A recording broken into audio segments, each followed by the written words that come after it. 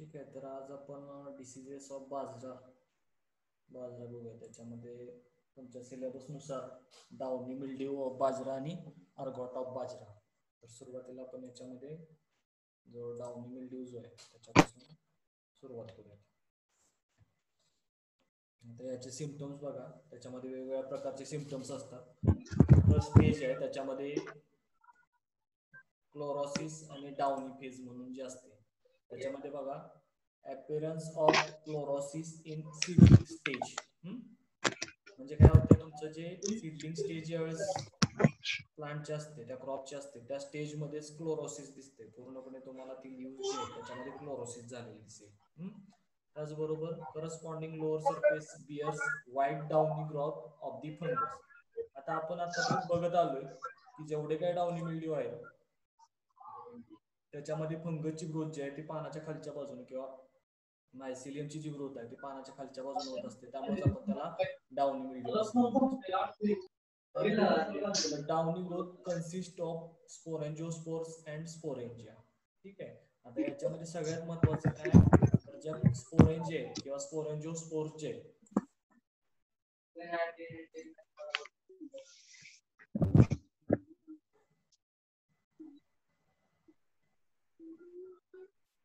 बाळांनो म्यूट करून घ्या, आवाज येतोय तुमचा. सगळ्यांचं म्यूट करून घ्या.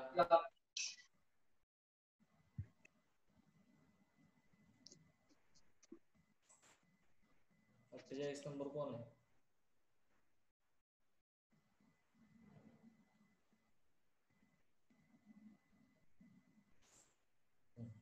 तर याच्यामध्ये जे तुम्हाला सांगितलं मला, स्पोरेंजिया किंवा स्पोरेंजियोस्पोर्स जे त्याचं फॉर्मेशन होत असते, त्यामुळे त्याचा महत्वाचा रोल असतोय. त्याचबरोबर infected leaves and inflorescence produces sporangia over considerable period of time under humid conditions. मगाशीच तुम्हाला सांगितलं, कारण याच्यामध्ये ह्या डाउनी फेज मध्ये तुमचा स्पोरेंजिओ किंवा स्पोरेंजियोस्पोरचा जो रोल आहे तो अतिशय महत्वाचा आहे. आता सुरुवातीची स्टेज बघितली आपण, त्याच्यामध्ये क्लोरोसिस आणि डाउनी फेज म्हटलं. क्लोरोसिस तुम्हाला सुरुवातीला दिसेल आणि त्यानंतर खालच्या बाजूला पानाच्या त्या मायसिलियमची ग्रोथ झालेली बघायला भेटेल. त्यानंतर सेकंड स्टेज आहे त्याच्यामध्ये डॉर्पिंग अँड एक्सेसिव्ह टिलरिंग. ठीक आहे. तर आता डॉर्पिंग म्हणजे काय होते, dwarfing of the seedling due to shortening of the internodes. तुमचे इंटरनोड्स जे येणार आहेत ते शॉर्ट राहतात. त्याचबरोबर induction of excessive tillering in early infections. त्याचबरोबर तुम्हाला टिलरिंग जे आहे ते जे रेग्युलर टिलरिंग आहे त्याच्यापेक्षा जास्त टिलरिंग झालेलं बघायला भेटतं. इथं बघू शकता तुम्ही जे डॉर्फिंग म्हणतोय आणि एक्सेसिव्ह टिलरिंग इथं बघताय तुम्ही. तर अशा पद्धतीने हे जे आहे, आता इथं ग्रेन फॉर्मेशन व्हायच्या ऐवजी तुम्हाला इथं ते टिलर्स फॉर्म झाल्यासारखं दिसते. जे पानाच्या खालच्या बाजूला तुम्हाला जी मायसिलियमची ग्रोथ जी असते ती अशा पद्धतीने दिसते. तर हे असे जे सिम्पटम्स आहेत, हे जे सगळे सिम्पटम्स आहेत ते हे डाउनी मिल्ड्यू मध्ये होतात. आता तुम्ही विचार कराल की हे डाउनी मिल्ड्यू कसं काय. डाउनी मिल्ड्यू म्हणजे आपल्या डोक्यात एकच कन्सेप्ट असते की डाउनी मिल्ड्यू म्हणजे पानाच्या खालच्या बाजूला फंगसची ग्रोथ पाहिजे, परंतु त्याच्या व्यतिरिक्त हे इथं तुम्ही बघू शकता, इथं क्लोरोसिस झालेलं दिसतंय, इथं तुम्हाला पानाच्या खालच्या बाजूने व्हाईट ग्रोथ दिसते. हे एक्सेसिव्ह टिलरिंग, तुमचं इथं ग्रेन फॉर्मेशन होत नाही. अशा पद्धतीने तुम्हाला सिम्पटम्स बघायला भेटतात. त्याच्यावरून तुम्ही डोक्यात ठेवायचं आहे की ह्या पद्धतीने तुमचा डाउनी मिल्ड्यू असतो बाजाराचा.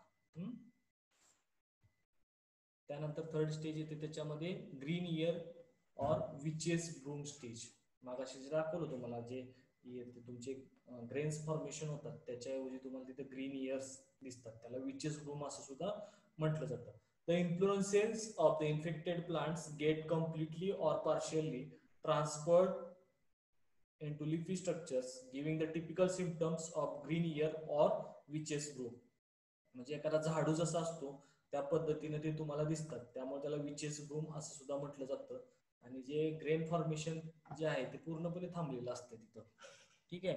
त्याचबरोबर transformation of year heads into leafy structures. It may be normal length complete transformation,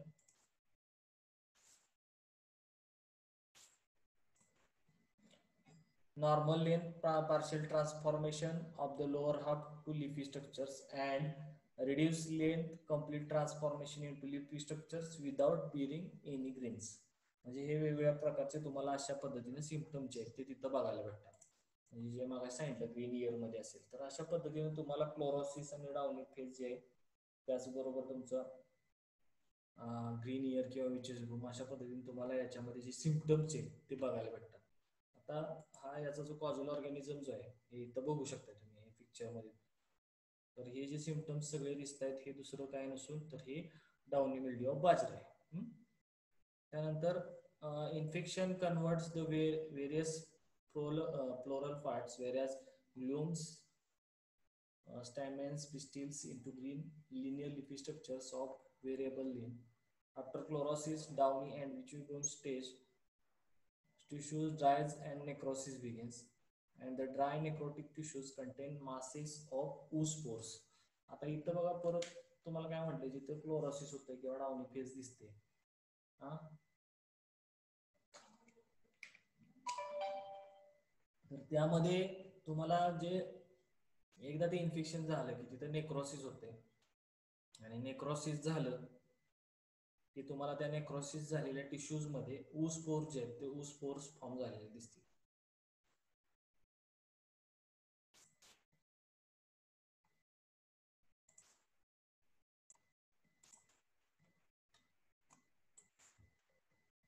अशा पद्धतीने सिम्पटम्स असतात. ज्यावेळेस हेवी इन्फेस्टेशन फील्डमध्ये होतंय त्यावेळेस तुम्हाला अशा पद्धतीने तिथं फील्डमध्ये चित्र दिसेल. तर आता इथं बघा त्याचे स्पोरेंजिया आणि ऊस्पोर जे असतात तर इथे तुम्हाला हे खालच्या बाजूने जी ती व्हाईटची गोट दिसते त्याचबरोबर ऍक्च्युअल जे ऊस्पोर जे असतात त्या ऊस्पोरचं स्ट्रक्चर अशा पद्धतीने असतं. ज्यावेळेस आपण मायक्रोस्कोप खाली बघतो त्यावेळेस तुम्हाला जे स्ट्रक्चर दिसतं ऊस्पोरचं तर ते या पद्धतीने असं दिसत असतं. त्याच्यात तुमच्या स्पोरेंजिया इथे दिसत आहेत हे स्पोरेंजिया आहेत.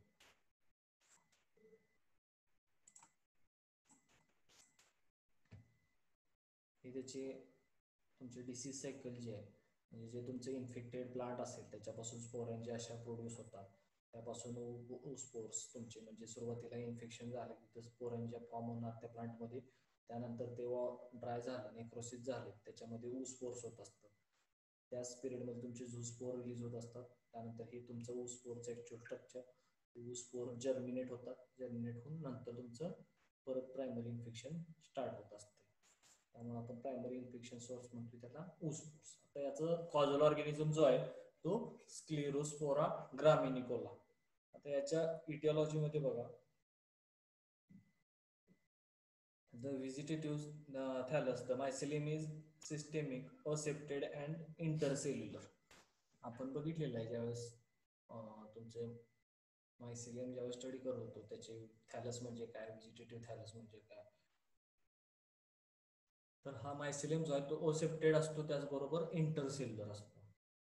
आता याच्यामध्ये असेक्शुअल रिप्रोडक्शन कशा पद्धतीने the sporangia which are hyaline thin walled and elliptical bear prominent papillae. Sporangiospours are short, stout hyaline which arise through stomata and branch irregularly with stalks bearing sporangia. तुमचं स्पोरेंजियाचं formation कसं होतं sexual reproduction मध्ये. त्याचबरोबर sexual reproduction मध्ये बघा oospores which are round in shape surrounded by smooth thick and yellowish brown wall. ठीक आहे. तर तुमचं सेक्शुअल रिप्रोडक्शन मध्ये स्पोरेंजियम स्पोरेंजियम फॉर्म होतात त्याचबरोबर सेक्शुअल मध्ये oospores फॉर्मेशन होत असते.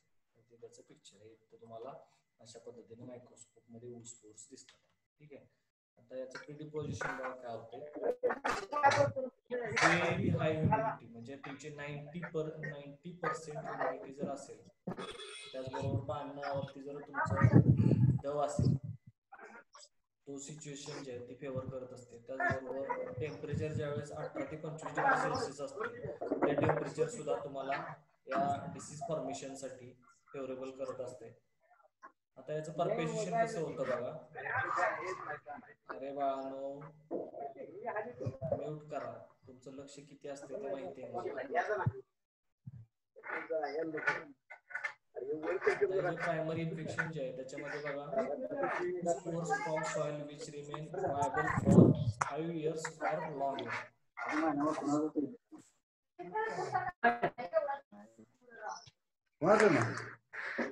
कोण आहे बाळा?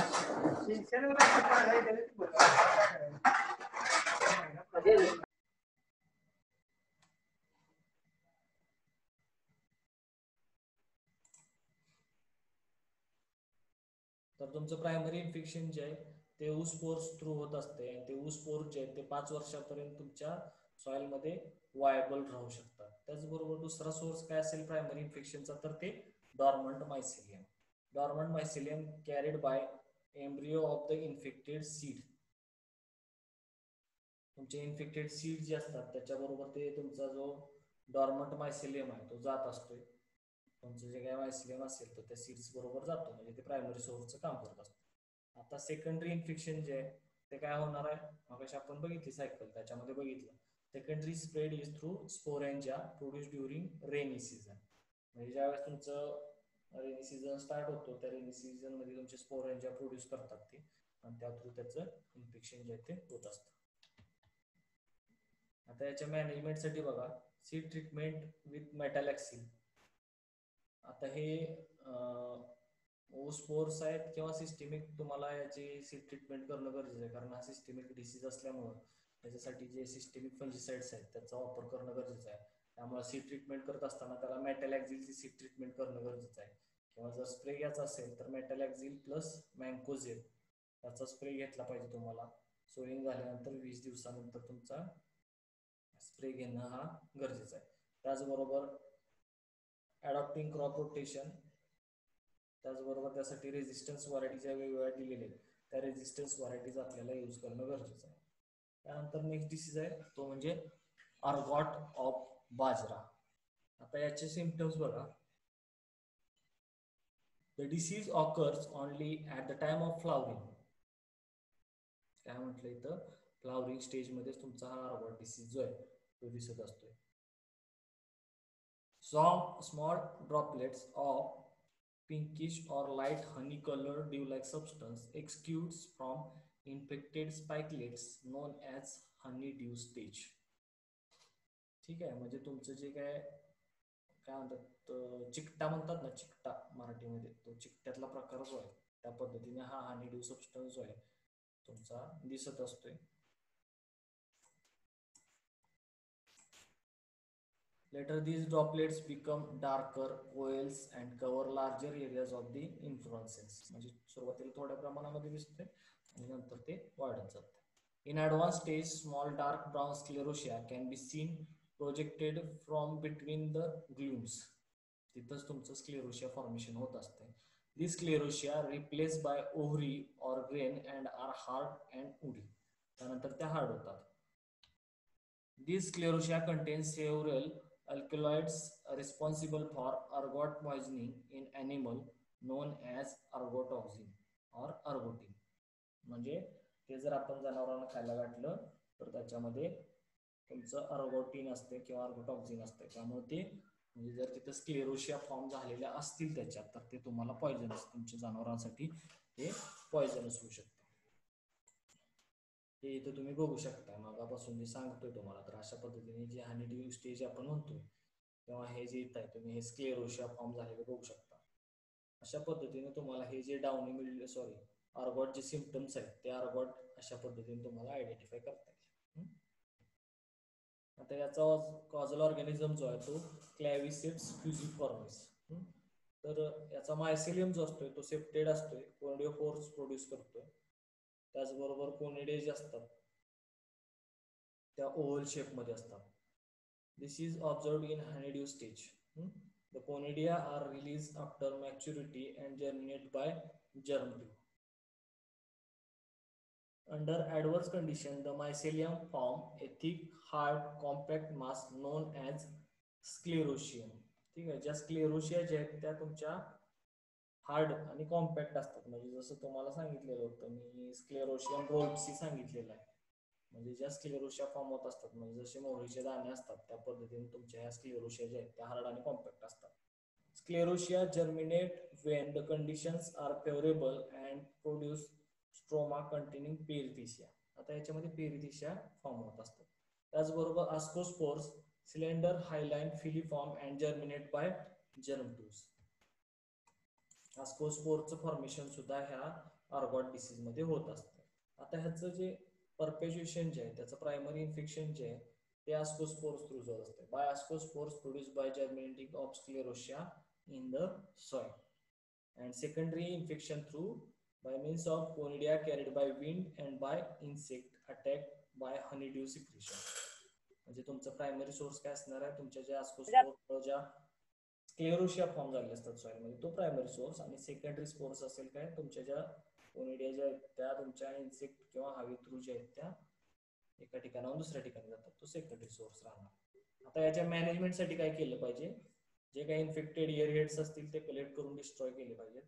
त्याचबरोबर जे काय तुमचे अल्टरनेट किंवा कोलॅटरल वेस्ट होस्ट असतात, removal of grass weeds near the crop field, then removal of sclerotial bodies by immersing seed in 20% salt solution. After washing sunken seed trays in clean water, dry seeds in shade.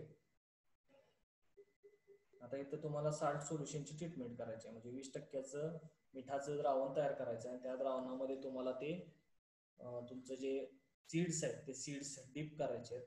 आणि जे तुमचं dipping केल्यानंतर तुमचं seed treatment seed dipping केल्यानंतर ते तुम्हाला जे काय हार्ड कॉम्पॅक्ट मासेस जे असणाऱ्या बॉडीज जे आहेत ते तुमचं जे बाजरी जी असेल ती वरती फ्लोट होईल, आणि जी खाली जी आहे ती तुमची चांगली बाजरी राहणार आहे ती तुम्ही बाजूला काढून ती सुकवायची आहे.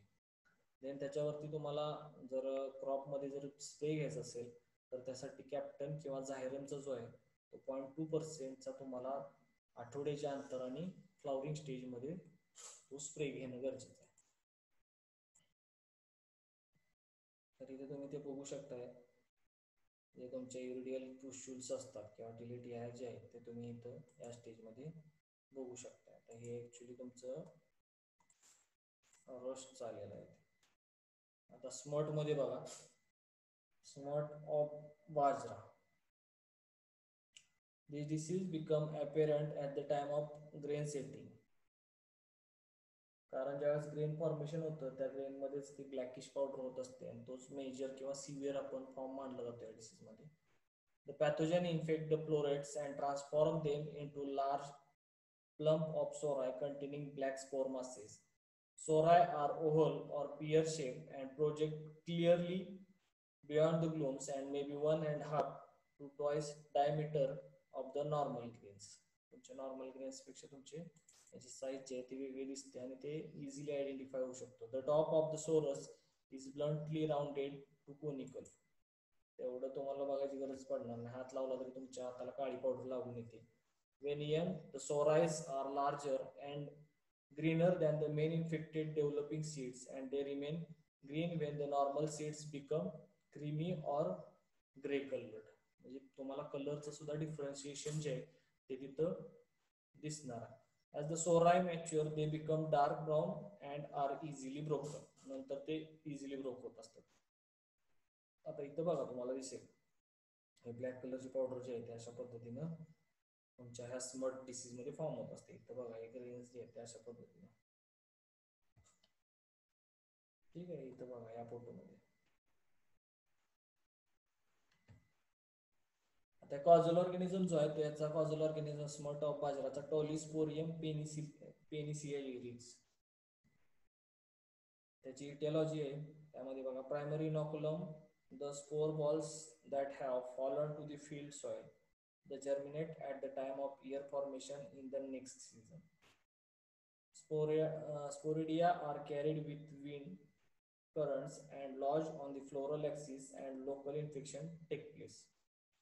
Smut spores can germinate immediately and are responsible for infection in the late sown and late maturing varieties in the same season. म्हणजे इथं तुमचं जे काय स्पोर फॉर्म होत असतात ते जमिनीवर पडतात, त्यापासून त्या स्पोरिडाई जे आहेत त्या नेक्स्ट सीझन मध्ये तुमच्या हवे थ्रू काम करतात. तसंच जमिनीमध्ये जर असतील तर त्याची प्रॉपर स्टेज त्या प्लांटची आली की त्याच्यामध्ये तुम्हाला ते इन्फेक्शन बघायला भेटतं. तर अशा पद्धतीने तुम्हाला हे इन्फेक्टेड तुम्हाला सीड्स जे ते बघायला भेटतील. आता याच्या मॅनेजमेंटसाठी बघा, destruction of affected crops by burning and use of resistance varieties.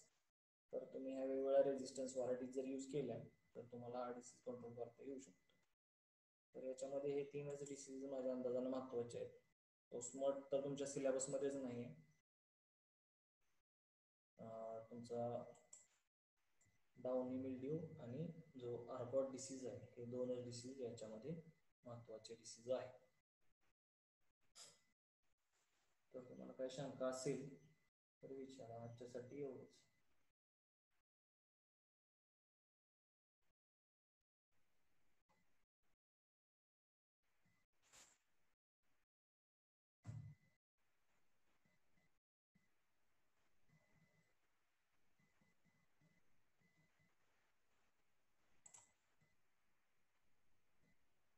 ठीक आहे, तुम्हाला काही शंका नसेल. आतापर्यंत आपले जेवढे क्रॉप झालेले आहेत त्याचं तुम्ही राईसवरचं मी असाइनमेंट दिलेली होती, प्लस तुम्हाला प्रॅक्टिकल मॅन्युअल लिहायला सांगितलेलं होतं. बऱ्याच मुलांनी लिहिले, बरेच मुलं राहिलेले. तर ज्यांचं राहिले त्यांनी कंप्लीट करा. त्याचबरोबर ज्यावर आणि ग्राउंडनट झालेलं आहे आपलं, ज्यावरची जे तुमचं प्रॅक्टिकल मॅन्युअल जे आहे ते लिहायचं आहे. त्याचबरोबर ग्राउंडनटचं जे आहे प्रॅक्टिकल मॅन्युअल ते सुद्धा लिहायचं आहे. आणि आज जे शिकवलेलं क्रॉप आहे बाजरा त्याचं सुद्धा लिहून घ्यायचं आहे. म्हणजे प्रॅक्टिकल मॅन्युअल तुमचं कम्प्लीट. आणि ते तुमच्या पुढच्या लेक्चरपर्यंत तुम्ही ते स्कॅन करून व्हॉट्सअपच्या ग्रुपवरती सेंड करायचं. ठीक आहे, तुम्हाला काय अडचण असेल तर विचारा. आता फील्डवरती डिसीज दिसायला लागले.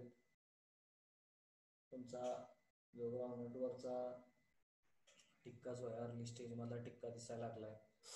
त्याचबरोबर राईसवरचे सुद्धा तुम्हाला बॅक्टेरियल ब्लाइटचं इन्फेस्टेशन दिसतंय, ब्लास्टचं इन्फेस्टेशन दिसायला लागलंय. यावरती तुम्हाला लिप स्पॉट दिसायला लागलाय. तर तुम्ही फील्डवरती जात असाल तर बऱ्यापैकी डिसीज जे वेगवेगळे आहेत. सोयाबीनवरचं तुम्हाला काही ठिकाणी पाणी साठलेलं असेल तर त्या ठिकाणी तुम्हाला रॉटिंग वगैरे झाले बघायला भेटेल. तर तुम्ही जर फील्डवरती जात असाल तर तुम्हाला हे सगळे डिसीज बघायला भेटतील. तर तुम्ही फील्ड बघा आणि त्या पद्धतीने तुमचं डिसीज कलेक्शन करा. ठीक आहे, चालेल. मी तुम्ही केली तर काय हरकत